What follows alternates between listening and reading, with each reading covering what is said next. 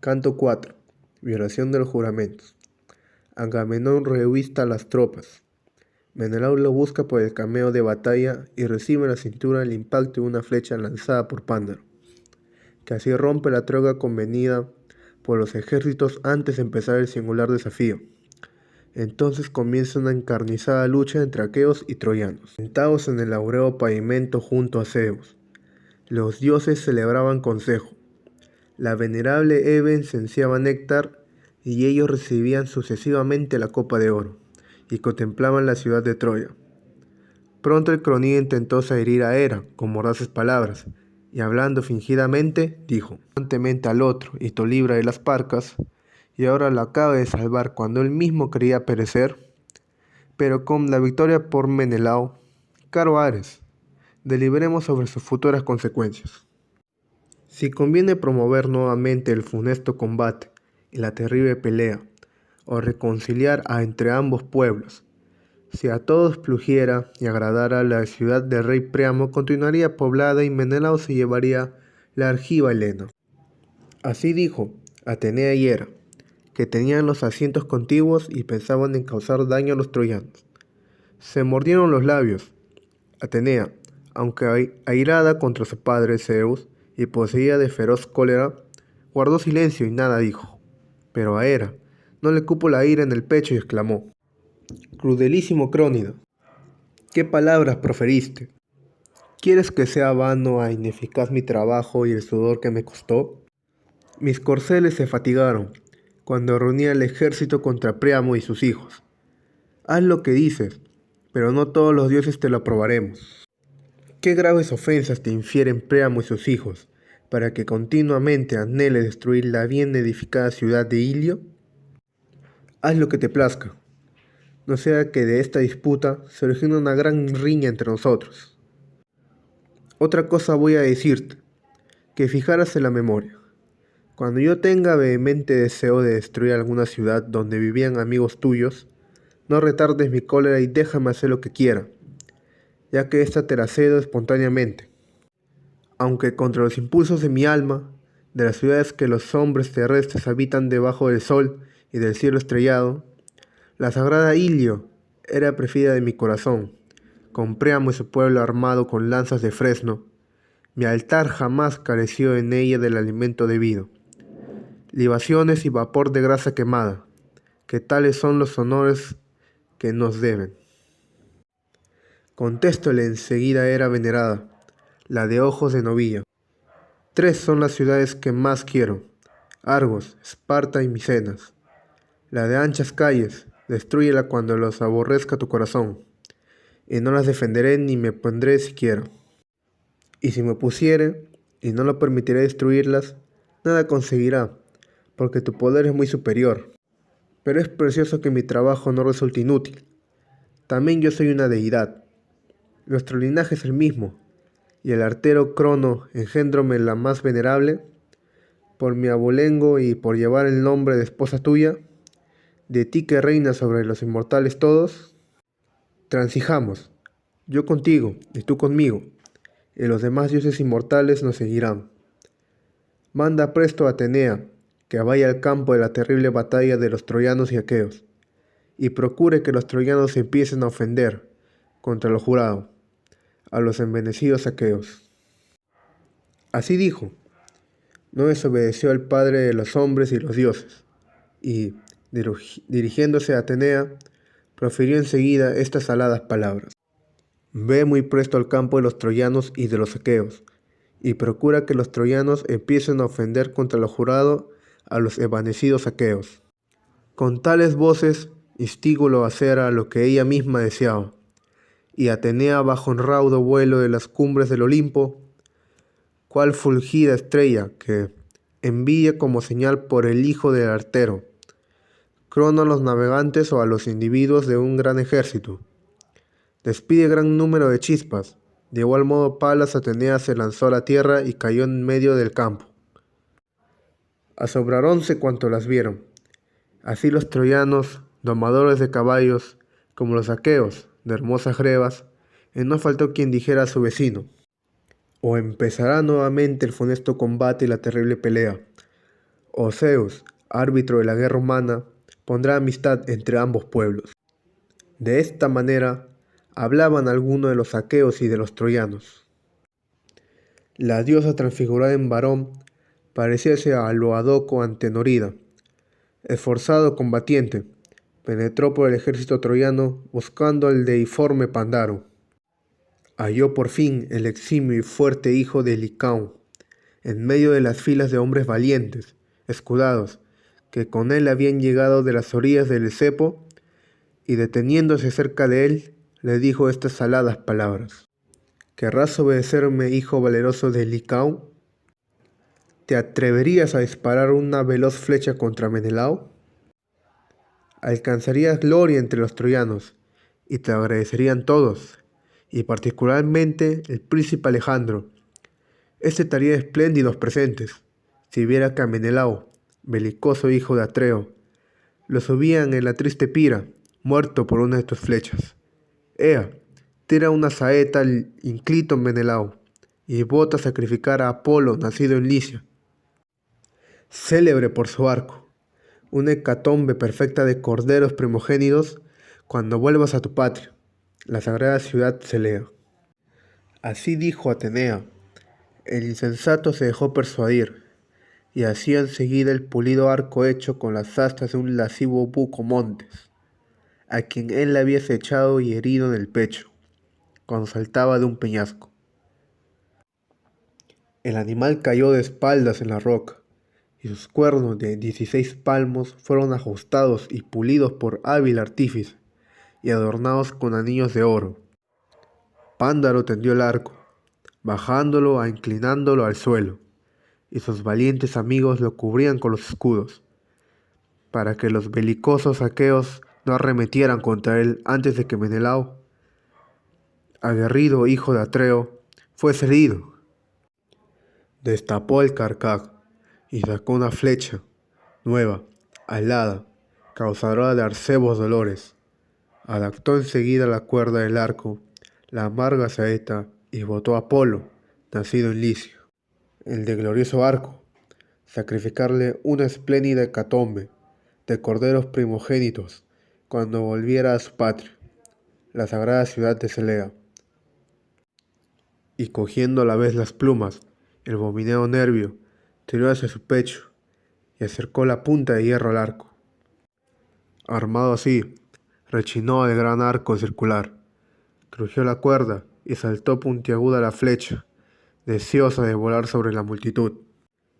No se olvidaron de ti, oh Menelao, los felices e inmortales dioses, y especialmente la hija de Zeus, que impera en las batallas, la cual poniéndose delante, desvió la amarga flecha. Apártola del cuerpo como la madre ahuyenta a una mosca de su niño, que duerme con plácido sueño, y la dirigió al lugar donde los anillos de oro sujetaban el cinturón y la coraza era doble. La amarga saeta atravesó el ajustado cinturón, obra de artífice, se clavó en la magnífica coraza, y, rompiendo la chapa que el héroe llevaba para proteger el cuerpo contra las flechas, y que lo ofendió mucho, rasguñó la piel, y al momento brotó de la herida la negra sangre. Como una mujer meonia, o caría tiñe en púrpura el marfil que ha de adornar el freno de un caballo.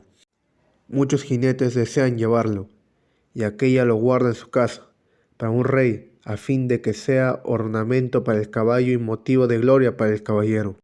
De la misma manera, oh Menelao, se teñieron de sangre tus bien formados muslos, las piernas y más abajo los hermosos tobillos. Estremecióse el rey de hombres, Agamenón, al ver la negra sangre que emanaba de la herida. Estremecióse asimismo Menelao, caro a Ares, mas, como advirtiera que quedaban fuera del nervio y las plumas, recobró el ánimo en su pecho. Y el rey Agamenón, haciendo de la mano a Menelao, dijo, entre hondos suspiros mientras los compañeros gemían: hermano querido, para tu muerte célebre, el jurado convenio, cuando te puse delante de todos a fin de que lucharas por los aqueos, tú solo, con los troyanos, así te han herido, pisoteando los juramentos de fidelidad. Pero no serán inútiles el pacto. La sangre de los corderos, las libaciones de vino puro y el apretón de manos en que confiábamos, si el Olímpico no los castiga ahora, lo hará más tarde, y pagarán cuanto hicieron con una gran pena. Con sus propias cabezas, sus mujeres y sus hijos, bien lo conoce mi inteligencia y lo presiente mi corazón. Día vendrá en que perezcan la sagrada Ilio y Priamo y su pueblo armado con lanzas de fresno. El excelso Zeus Crónida, que vive en el éter, irritado por este engaño, agitará contra ellos su ejida espantosa. Todo esto ha de suceder irremisiblemente, pero será grande mi pesar, oh Menelao, si mueres y llegas al término fatal de tu vida, y he de volver con gran oprobio a la arida Argos, porque los aqueos se acordarán enseguida de tu tierra patria. Dejaremos como trofeos en poder de Priamo y de los troyanos a la argiva Helena, y tus huesos se pudrirán en Troya, a causa de una empresa no llevada al cumplimiento.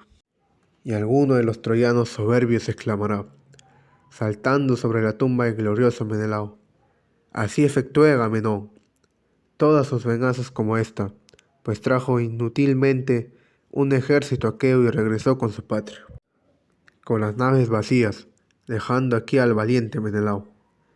Y cuando esto diga, abrázame la unchurosa tierra. Para tranquilizarlo, respondió el rubio Menelao: ten ánimo y no espantes a los aqueos. La aguada flecha no se me ha clavado en sitio mortal, pues me protegió por fuera el labrado cinturón y por dentro la faja y la chapa que forjaron obreros broncistas. Contéstole el rey Agamenón diciendo: ojalá así sea, querido Menelao. Un médico reconocerá la herida y le aplicará drogas que calmen los terribles dolores. Dijo, y enseguida dio esta orden, el divino heraldo Taltibio. Taltibio, llama pronto a Macaón, el hijo del insigne médico Asclepio, para que reconozca el aguerrido Menelao, hijo de Atreo, a quien ha flechado un hábil arquero troyano Olicio. Gloria para él y llanto para nosotros. Así dijo, y Macaón sintió que en el pecho se le conmovía el ánimo. Atravesaron hendiendo por la gente el espacioso campamento de los aqueos, y llegando al lugar donde fue herido el rubio Menelao, éste aparecía como un dios entre los principales caudillos que en torno de él se habían congregado. Macaón arrancó la flecha del ajustado cingulo, pero, al tirar de ella, rompiéndose las plumas, y entonces desató el vistoso cinturón y quitó la faja y la chapa que habían hecho obreros broncistas.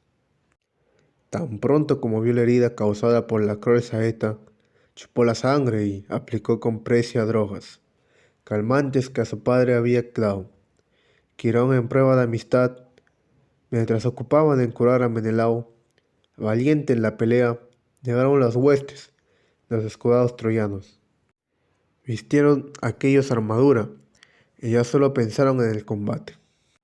Entonces no hubieras visto que el divino Agamenón se durmiera, temblara o rehuyera el combate, pues iba presuroso a la lid, donde los varones alcanzan gloria. Dejó los caballos y el carro de broncíneos adornos. Eurimedonte, hijo de Ptolomeo, Piraida se quedó a cierta distancia con los fogosos corceles.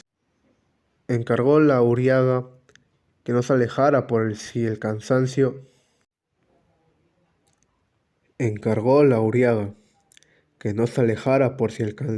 se apoderaba de sus miembros, mientras ejercía el mando sobre aquella multitud de hombres, y empezó a recorrer a pie las hileras de guerreros. A cuantos veía de entre los danaos de ágiles corceles se apreciaban para la pelea, los animaba diciendo: argivos, no desmaye vuestro impetuoso valor. El padre Zeus no protegerá a los perfidios. ¿Cómo han sido los primeros en faltar a lo jurado? Sus tiernas carnes serán pasto de buitres, y nosotros nos llevaremos en las naves a sus esposas e hijos cuando tomemos la ciudad. A los que veía remisos en marcha al odiseo combate, los increpaba con iracundas voces. Argivos, que solo con el arco sabéis pelear, hombres vituperables, ¿no os avergonzáis? Porque os hallo atónitos como cervatos que, habiendo corrido por espacioso campo, se detienen cuando ningún vigor queda en su pecho. Así estáis vosotros, pasmados y sin combatir. ¿Aguardáis acaso que los troyanos lleguen a la orilla del espumoso mar donde tenemos las naves de lindas popas, para ver si el Cronión extiende su mano sobre vosotros? De tal suerte revistaba, como generalismo, las filas de guerreros. Andando por entre la muchedumbre, llegó al sitio donde los cretenses vestían las armas con el aguerrido Idomeneo. Este, semejante a un jabalí por su bravura, se hallaba en las primeras filas, y Meriones enardecía a los soldados de las últimas falanges. Al verlos, el rey de hombres Agamenón se alegró y al punto dijo a Idomeneo con suaves voces: Idomeneo, te honro de un modo especial entre los danaos, de ágiles corceles, así en la guerra otra empresa, como en los banquetes, cuando los próceres argivos beben el negro vino de honor mezclando en las crateras a los demás aqueos de larga cabellera, se les da una narración, pero tú tienes siempre la copa llena, como yo, y bebes cuanto te place. Corre ahora a la batalla y muestra el deneudo de que te jactas. Respondiéndole, Idomeneo, caudillo de los cretenses: Atrida, siempre he de ser tu amigo fiel, como lo aseguré y prometí que lo sería. Pero exhorta a los demás melenudos aqueos, para que cuanto antes peleemos con los troyanos, ya que estos han roto los pactos. La muerte y toda clase de calamidades les aguardan por haber sido los primeros en faltar lo jurado. Así dijo, y el atrida con el corazón alegre pasó adelante. Andando por entre la muchedumbre, llegó al sitio donde estaban los hallantes. Estos se armaban y una nube de infantes los siguió. Como el nubarrón, impelido por el cefiro, camina sobre el mar y se le ve todo lejos como la pez y preñado de la tempestad. Y el cabrero se estremece al deslizarlo desde una altura y, antecogiendo el ganado, lo conduce a una cueva. De igual modo, iban al dañoso combate, con los hallantes, las densas y obscuras flagantes de jóvenes ilustres, erizadas de lanzas y escudos. Al verlos, el rey Agamenón se regocijó y dijo estas aladas palabras: Hallantes, príncipe de los argivos de broncíneas corazas, a vosotros, inoportuno fuera exhortaros, nada os encargo, porque ya instigáis al ejército a que pelee valerosamente. Ojalá, padre Zeus, Atenea, Apolo, que hubiese el mismo ánimo en todos los pechos, pues pronto la ciudad del rey Priamo sería tomada y destruida por nuestras manos. Cuando así hubo hablado, los dejó y se fue hacia otros. Halló a Néstor, elocuente orador de los Pilios, ordenando a los suyos y animándolos a pelear, junto con el gran Pelagonte, Alastor, Cromio y el poderoso Hemón y Fiante. Pastor de hombres, ponía delante, con los respectivos carros y corceles, a los que desde aquellos combatían. Detrás, a gran copia de valientes peones que en la batalla formaban como un muro, y en medio, a los cobardes, para que mal de su agrado tuvieran que combatir. Y, dando instrucciones a los primeros, les encargaba que sujetaran a los caballos, y no promoviesen confusión entre la muchedumbre. Nadie, confiado en su pericia, ecuestre o en su valor, quiera luchar solo y fuera de las filas con los troyanos. Que asimismo nadie retroceda, pues con mayor facilidad seríais vencidos. El que caiga del carro y suba al de otro, pelee con la lanza, pues hacerlo así es mucho mejor. Con tal prudencia y ánimo en el pecho destruyeron los antiguos muchas ciudades y murallas. De tal suerte el anciano, diestro desde antiguos en la guerra, los enardecía al verlos. Al rey Agamenón se alegró y le dijo estas aladas palabras: Oh anciano, así como conservas el ánimo en tu pecho, tuvieras ágiles las rodillas y sin menoscabo las fuerzas. Pero te abruma la vejez, canalla respeto. Ojalá que otro cargase con ella y tú fueras contado en el número de los jóvenes. Respondióle Néstor, caballero Gerenio: Atrida, también yo quisiera ser como cuando mate al divino Ereutalión, pero jamás las deidades le dieron todo, y a un mismo tiempo a los hombres. Si entonces era joven, ya para mí llegó a la senectud. Esto, no obstante, acompañaré a los que combaten en carros, para exhortarlos con consejos y palabras. ¿Qué tal es la misión de los ancianos? Las lanzas las blindarán los jóvenes, que son más vigorosos y pueden confiar en sus fuerzas. Así dijo, y el atrida pasó adelante con el corazón alegre. Halló al excelente jinete Menesteo, hijo de Peteo, de pie entre los atenienses ejercitados en la guerra. Estaba cerca de ellos el ingenioso Ulises, y a poca distancia las huestes de los fuertes cefalonios, los cuales, no habiendo oído el grito de guerra, pues así los falanges de los troyanos, domadores de caballos, como de los aqueos, se ponían entonces en movimiento, aguardaban que otra columna aquea cerrara con los troyanos y diera principio a la batalla. Al verlos, el rey Agamenón los increpó con estas aladas palabras: Hijo del rey Peteo, alumno de Zeus, y tú, perito en malas artes astuto, ¿por qué, medrosos, os abstenéis a pelear y esperáis que otros tomen la ofensiva? Debierais estar entre los delanteros y correr a la ardiente pelea, ya que os invito antes que a nadie cuando los aqueos damos un banquete a los próceres. Entonces, ¿os gusta comer carne asada y beber sin taza copas de dulce vino? Y ahora veríais con placer que 10 columnas aqueas combatieran delante de vosotros con el cruel bronce.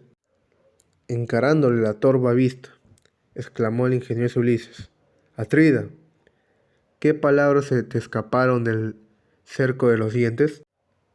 ¿Por qué dices que somos remisos en ir al combate, cuando los aqueos existemos al feroz Ares contra los troyanos domadores de caballos?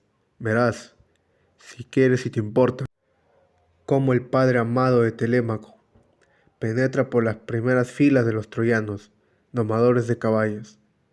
Vano y sin fundamento es tu lenguaje.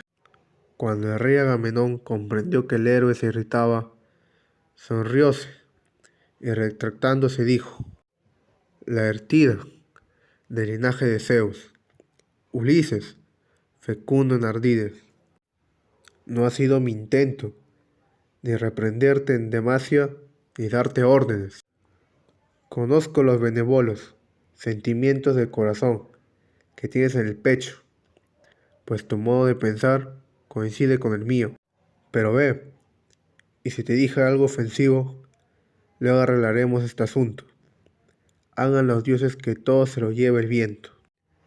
Esto dicho, los dejó allí y se fue hacia otros. Halló al animoso Diomedes, hijo de Tideo, de pie entre los corceles y los sólidos carros, y a su lado a Esteneo, hijo de Capaneo. En viendo aquel, el rey Agamenón lo respondió, profiriendo estas saladas palabras: Ay, hijo del aguerrido Tideo, domador de caballos, ¿por qué tiemblas? ¿Por qué miras azorado el espacio que de los enemigos nos separa? No solía Tideo temblar de este modo, sino que, adelantándose a sus compañeros, peleaba con el enemigo. Así lo refieren quienes te vieron combatir, pues yo no te presionaré ni te vi. Y dicen que a todos superaba. Estuvo en Micenas, no para guerrear, sino como huésped, junto con el divino Polinices. Cuando ambos reclutaban tropas para dirigirse contra los sagrados muros de Teba, muchos nos rogaron que les diéramos auxiliares ilustres, y los ciudadanos querían concedérselos, y prestaban ascenso a lo que les pedía. Pero Zeus, con funestas señales, les hizo variar de opinión.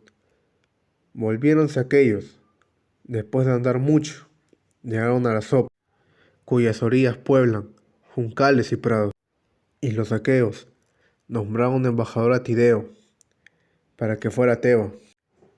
En el palacio del fuerte Tocles encontrábanse muchos cadmeos reunidos en banquete, pero ni allí siendo huésped, y solo entre tantos, se turbó el eximio jinete Tideo.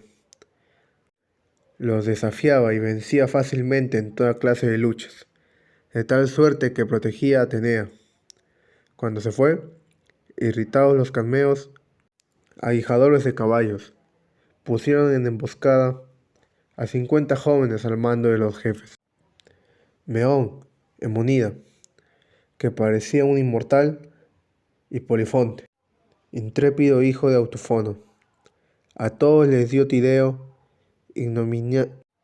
intrépido hijo de Autofono. A todos les dio Tideo ignominiosa muerte menos a uno, a Meón, a quien permitió, atacando divinales indicaciones, que volviera a la ciudad. Tal fue Tideo Etolio, y el hijo que engendró le es inferior en el combate y superior en la agora.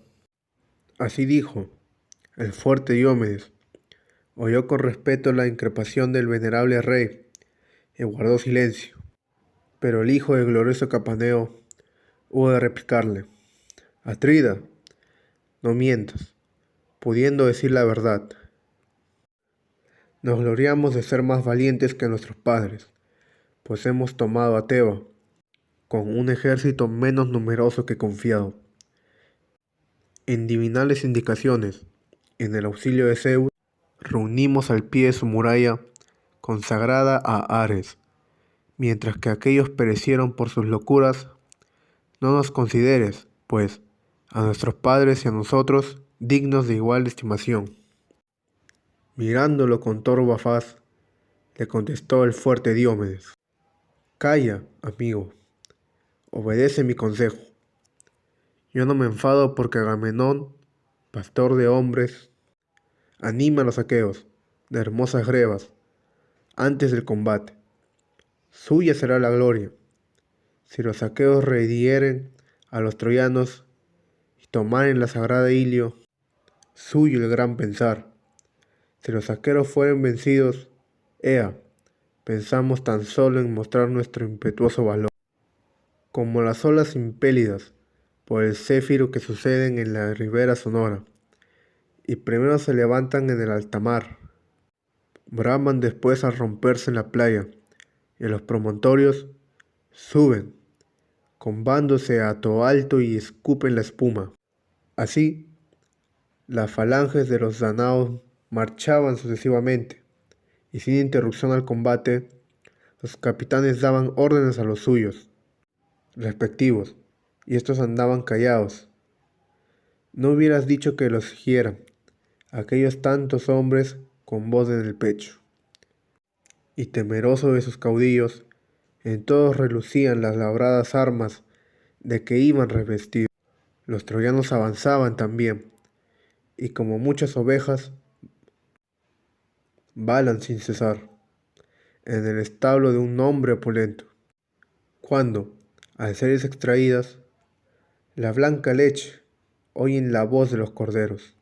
De la misma manera, elevábase un confuso vocerío en el vasto ejército de aquellos. No era igual el sonido ni el modo de hablar de todos, y las lenguas se mezclaban, porque los guerreros procedían de diferentes países. A los unos los excitaba Ares, a los otros Atenea, la de ojos de lechuza, y entre ambos pueblos el terror, la fuga y la discordia.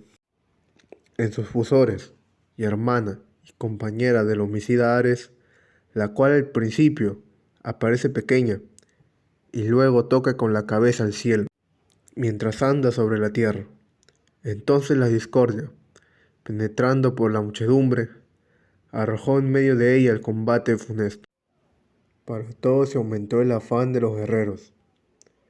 Cuando los ejércitos llegaron a juntarse, chocaron entre sí los escudos, las lanzas y el valor de los hombres armados de broncíneas corazas. Y al aproximarse los abollonados escudos se produjo un gran alboroto. Allí se oían simultáneamente los lamentos de los moribundos y los gritos jactanciosos de los matadores, y la tierra manaba en sangre.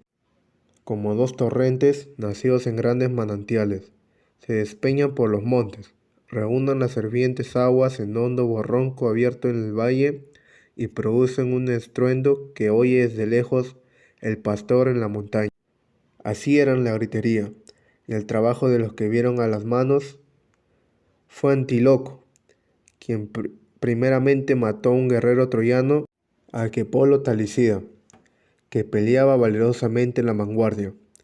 Hiriólo en la cimera del penachudo, casco y la broncínea lanza, clavándose en la frente, atravesó el hueso. Las tinieblas cubrieron los ojos del guerrero y éste cayó como una torre en el duro combate. Al punto asióle de un pie del rey Elefenor, Colcadontia, caudillo de los bravos abantes, y lo arrastraba para ponerlo fuera del alcance de los dardos y quitarle la armadura. Poco duró su intento. El magnánimo Agenor lo vio arrastrar el cadáver, hiriéndolo con la broncínea lanza en el costado, que al bajarse quedó descubierto junto al escudo, dejóle sin vigor a los miembros. De este modo perdió Elefenor la vida, y sobre su cuerpo trabaron enconada pelea troyanos y aqueos. Como lobos se acometían, y unos a otros se mataban. Allante Telemonio, tíróle un bote de lanza a Simoseo, hijo de Antemión, que se hallaba en la flor de la juventud. Su madre habíale dado luz a orillas del Simbionte, cuando bajó del Ida con sus padres para ver las ovejas. Por esto le llamaron Simoesio, mas no pudo pagar a sus progenitores la crianza, ni fue larga su vida, porque sucumbió vencido por la lanza de Magnamino. Allante acometía el troyano. Cuando Allante lo hirió en el pecho junto a la tetilla derecha, y a la broncínea punta salió por la espalda, cayó el guerrero en el polvo como el terso álamo nacido en la orilla de una espaciosa laguna, y coronado de ramas que se corta el carrero con el hierro reluciente, para hacer las piernas de un hermoso carro, dejando que el tronco se quede en la ribera. De igual modo, Allante del linaje de Zeus despojó a Simosio, Antemido. Antifo Priamida, que iba revestido de labrada coraza, lanzó por entre la muchedumbre su agudo dardo contra Allante, y no lo tocó, pero hirió en la ingle a Leuco, compañero valiente de Ulises, mientras arrastraba el cadáver, desprendiéndose a éste, y el guerrero cayó junto al mismo. Ulises, muy irritado por tal muerte, atravesó las primeras filas, cubierto de refulgente bronce. Detúvose muy cerca del matador, y revolviendo el rostro a todas partes, arrojó la brillante lanza. Huyeron los troyanos.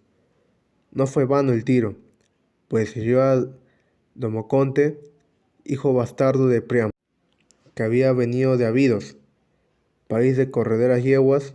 Ulises, irritado por la muerte de su compañero, le envasó la lanza, cuya broncínea punta le entró por una sien y le salió por la otra.